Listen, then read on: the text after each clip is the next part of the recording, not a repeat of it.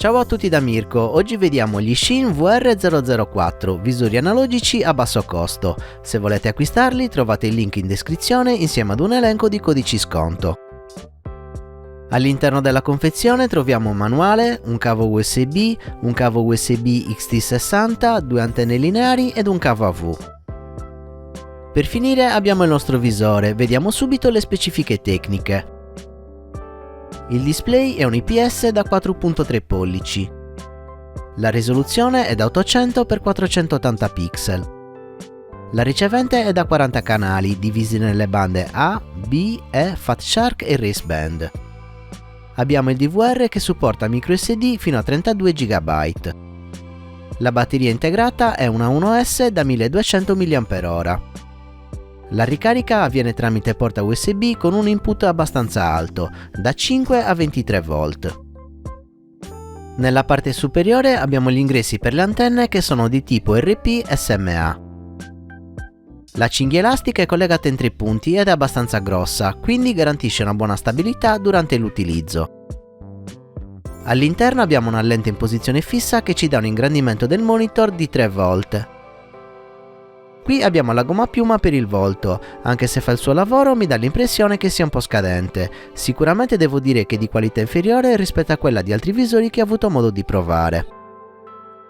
Lo spazio per il naso è abbastanza grande e non dovrebbe causarvi fastidio mentre indossate il visore. Le dimensioni sono di 15 x 15 cm. Lo spessore è di circa 9 cm. Il peso è un po' meno di 360 grammi.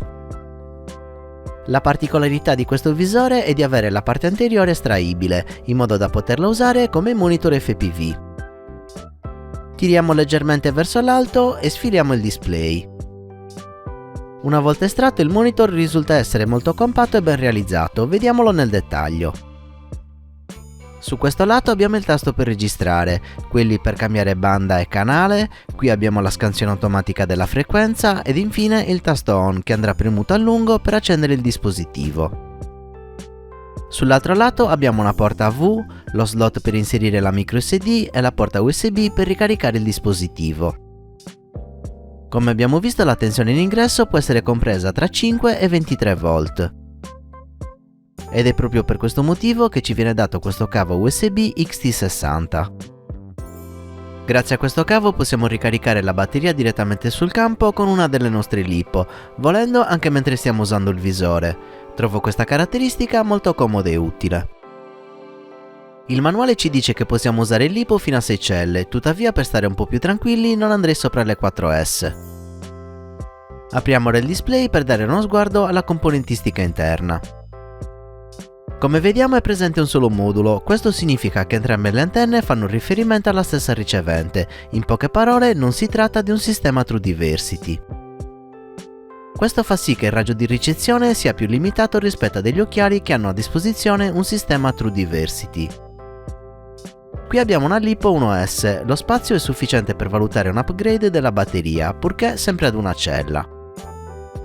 Ed eccoci arrivati alle considerazioni finali e per quanto riguarda questi VR004 devo dire di essere rimasto allo stesso tempo sia deluso che soddisfatto.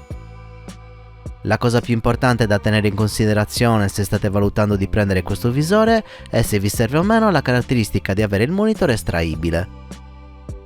Se state cercando semplicemente un visore FPV e non vi interessa in nessun modo il fatto che il monitor si possa togliere, allora di certo vi sconsiglio questi occhiali.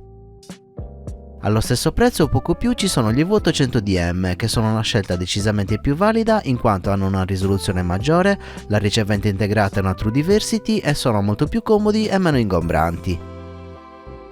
Se invece cercate un visore FPV che ha la possibilità di estrarre il monitor o addirittura cercate solo un monitor FPV che possa essere usato all'occorrenza come visore, allora questi VR004 fanno proprio al caso vostro. A mio parere infatti il monitor vale l'intero costo degli occhiali e se cercate una soluzione per fare tutte le configurazioni a banco questa è una delle soluzioni migliori. Il fatto poi che possa essere alimentato direttamente dal LiPo lo rende perfetto anche per fare tutte le configurazioni quando andate a volare.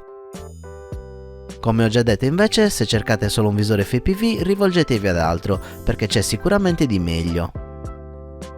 Per oggi è tutto, questa era la mia recensione degli Shin VR004. Se il video vi è piaciuto lasciate un like, iscrivetevi e attivate la campanella.